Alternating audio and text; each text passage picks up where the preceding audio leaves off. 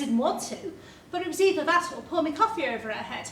And much as I've dreamed of doing that, and worse, it didn't occur to me at the time. Do people even do that in real life? Throw drinks at each other? Or is that just something you see on the telly? Got to be easier than smacking someone in the face. Best likely to get sued for a start. Didn't look at it though. Not while she was standing there. Wouldn't give her the satisfaction. I got up, left the coffee shop, went round the corner to the little Tesco's, turned it over like a magic trick next to the frozen peas. Crisis consultant, it said. I nearly laughed. How'd you give out them cards with a straight face? May as well call yourself a murder advisor or a shark attack therapist. As far as I can make out, it means that she tells companies that are doing now what she did 10 years ago, how not to fuck it up like she did. It's funny the jobs that exist nowadays. Influencer, vlogger, cat cafe owner. That last one sounds quite nice actually. When I was a little girl, all I wanted to do was write stories. I'd live in a little cottage in the woods with 3 ducks and a blue tiger called Henry, and I'd write all day long. Now, if there isn't a YouTube channel in that. The girl who does my makeup, oh, I don't employ her. It just tends to be the same person every time I go to the TV studio. She said that she's a specialist in makeup for the bereaved. She tells me the trick is that you need to make people look good enough so that you want to listen to them, but not so good that they don't look like you've suffered. Apparently you should look like you've just had a good night's sleep, but for the first time in weeks. My younger daughter, Poppy, I don't know what she wants to do. She's meant to be going to uni next year, but I can't see her sticking with history for that long. I said to her a few weeks ago, why don't you and me go away this summer? We'll hire a cottage somewhere, get the gin in, hang out. She looked at me like I'd asked her for a kidney. Why? She said. Because I hardly see you. Between all your college work and the documentary stuff, we've been flat out. When it's all over, we'll spend some, for want of a better word, quality time together. When it's all over, she says. And I've kind of got plans this summer. Sort of a working holiday. Doing what? I said. I can't see you painting an orphanage. It's a TV show, she says. Not reality TV exactly. I've never seen her look so uncomfortable in her life. So what is it? I said. It's called Trauma House. People like me who've grown up in the shadow of some kind of tragedy. We all live in a house together for a few weeks and we see what we can learn from each other, and there are challenges and you can vote for your favourites, and it's helping people. Really? I said. And these traumatised people, they wouldn't happen to be attractive teenagers like you, would they? Honestly. How could you be so stupid? Just because there's a mental health awareness badge attached to it doesn't mean it's not dangerous, exploitative, trashy. Well, I'm doing it, she says. You won't even notice I'm gone. You're barely going to be around anyway. She's right. This year, 10-year anniversary, it's unavoidable. 2 documentaries that I know of at least, and God knows what else that I don't. And if I don't speak to them, who will? Sandy Martin. She was spouting off about forgiveness before her son was even cold. What a coward. Just because you forgive someone doesn't make you a better person, you know. I mean, turning the other cheek, it just means you don't have to look what's happened to you in the face. I hear she does motivational speaking these days. I mean, what is the point in talking about it at all? If all you're going to do is say, oh well, it was sad, but it was was a long time ago. If you're going to dig up them bodies, it had better be worth it. I remember when you couldn't get on a bus without seeing one of those ribbons on someone's jacket. A little loop of green polyester, like a lucky rabbit's foot. People wore it to show solidarity with us, to say they stood with us. That's what they said, but I knew what they really meant. Oh, thank God that didn't happen to me. That could have been my mum, my son. Oh, if you give me pound, if I wear me lucky badge, oh, please let that not happen to me. After the trial was the worst. People would try and catch my eye in the street, tug on the badge like it was a football shirt, say to me, "Hey, we got 'em, the crooked bastards!" Like they'd won somehow. Like they'd been the ones listening to witnesses, fighting for every inch of progress, selling their houses to fund the case, day after day. And then, one day, I realised I couldn't remember the last time I'd seen one. How does that happen? Do you just one day think, enough? Something in the air tells you that it's safe now, that the danger's past. Like a dog after a thunderstorm, you can let your guard down. And so you unpin it, put it in a drawer, and move on. And that's what I can't stop thinking about. Ribbons don't change the law. They don't force someone to admit that they cared more about money than safety, that they ignored warning after warning, that the cheap materials that they used to build their shopping centre led to a balcony full of teenagers collapsing one Saturday afternoon.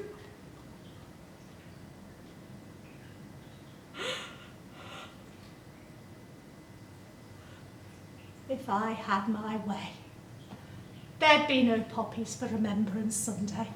Oh no, that's too easy. I'd dump a heap of dead animal carcasses on every pretty village green in the country. And anyone who wanted to remember the fallen would have to carry a lump of stinking offal in their pocket for a week or two. See how keen they are to remember when it's not wistful or poetic, eh? I mean, a lot of it is... Sorry, I need to get this. There's a leak in the hall. I'm waiting on a quote. Hello? Hello? You're very faint. Is it Martin? About the guttering? The guttering at number 24? Alison? It's Deborah. Richardson. Fuck off, is it? No, it is me. Oh, please don't hang up. Give me one good reason why I shouldn't. And miss the chance to curse me out in person. I imagine you've been thinking about what you'd say to me for a long time. If you think that I'm going to embarrass myself by calling you a... Exactly what you are. On record, you don't know me at all. Please, that kind of pettiness is exactly what I advise my clients against. Look, I know you must be busy, so I won't waste your time. In fact, I'll pay for it. £5 grand to the Survivors Fund for 10 minutes. You can't tell me there's not a tea urn that doesn't need replacing or a plaque that needs polishing.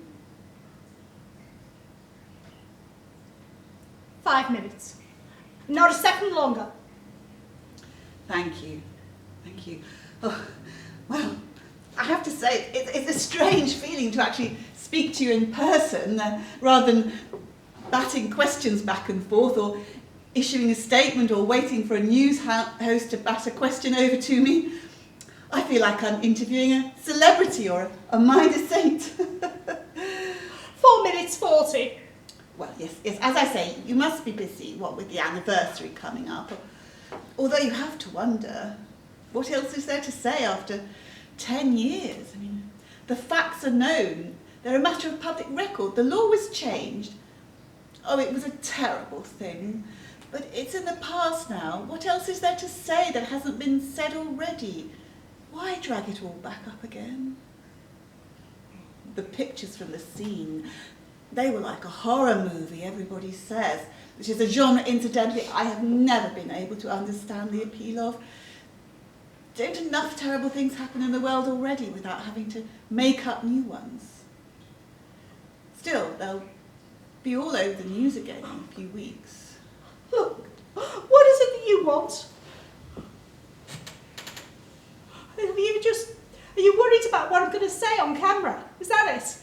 It's a bit late for that now, isn't it? No, I know that's out of my hands. Then what?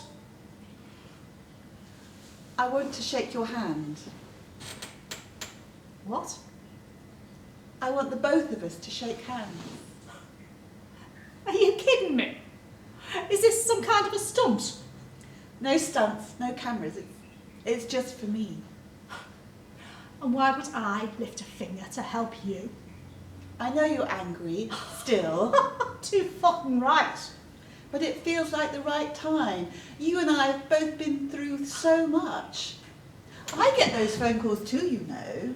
I've changed my number 8 times in the last 6 years.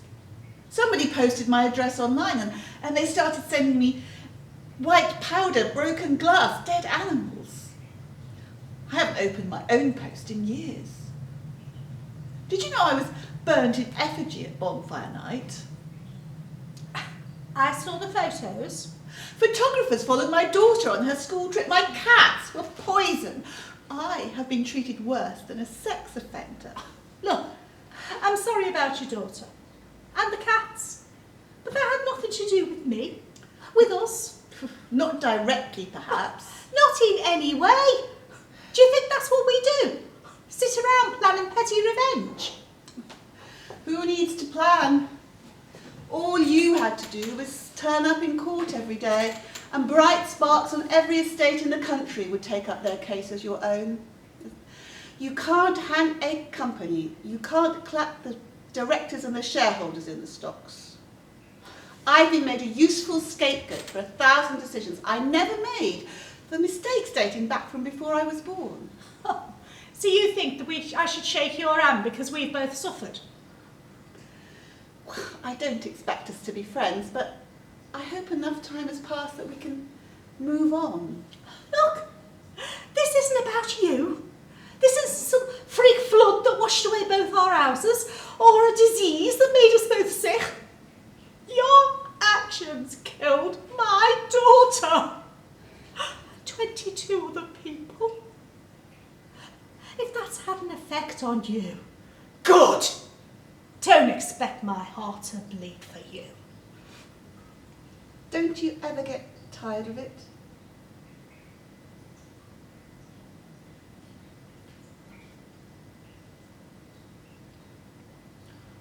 I've been bone tired for the last 10 years. I get up in the morning and I feel like I'm wearing boxing gloves filled with lead weights. My sinews are screaming. My bones are crumbling. I ache to the roots of my hair. But what else am I going to do? Not get up? Don't you ever get tired of it? No.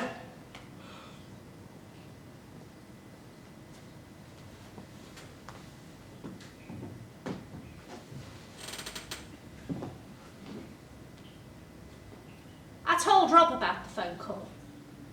His son died in the accident too. It was him and me that started the supporters group together.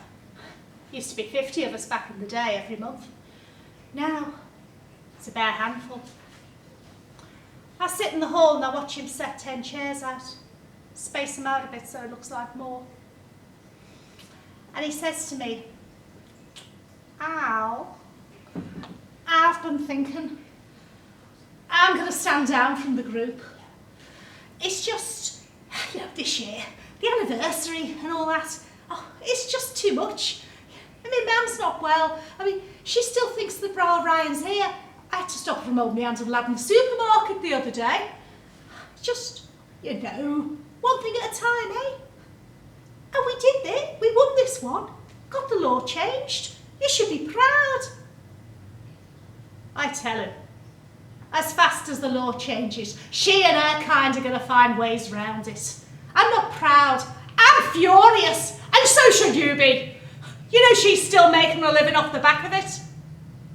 He says, my blood pressure, I'm so angry. I've spent so long being angry, I've got the blood pressure of a coat-up banker. But what good's it going to do me? Raging myself into an early grave? And I sit there in the hall after the 3 other people have gone home. And I send her a message. Deborah, come to the next support group meeting. And that night, I slept like the dead.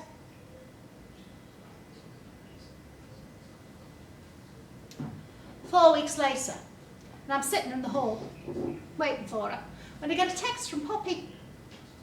Just arrived on set. Everyone seems really nice. Love ya! P.S. Don't forget to vote by text on Monday. P.P.S. Don't forget to get Nan to vote too.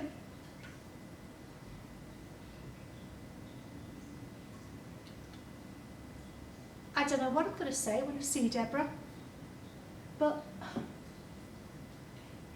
I don't care. Even if all that comes out is like a howl, like a cat that's been run over. The words don't matter anymore.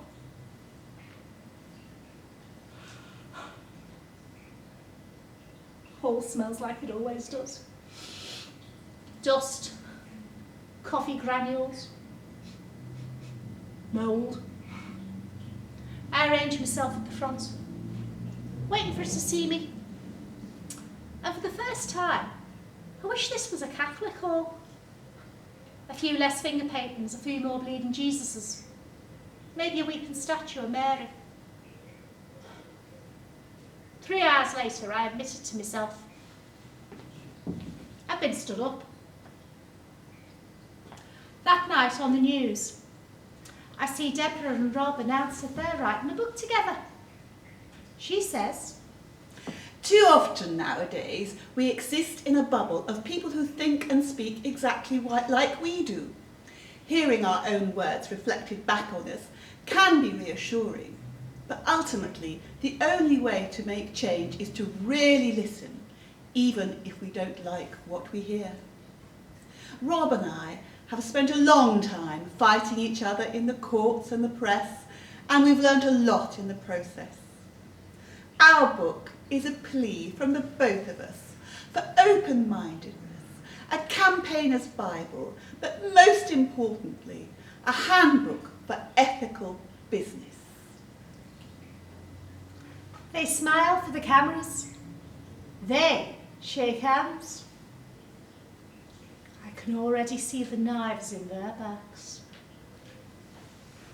A few days later, I watch my Poppy, my darling girl, compete in a bouncy obstacle course against someone from Love Island. That night she cooks for the whole house. It's a pasta recipe that I taught her. And they all talk about talking, about how it's okay not to feel okay, and how you need to really feel your feelings.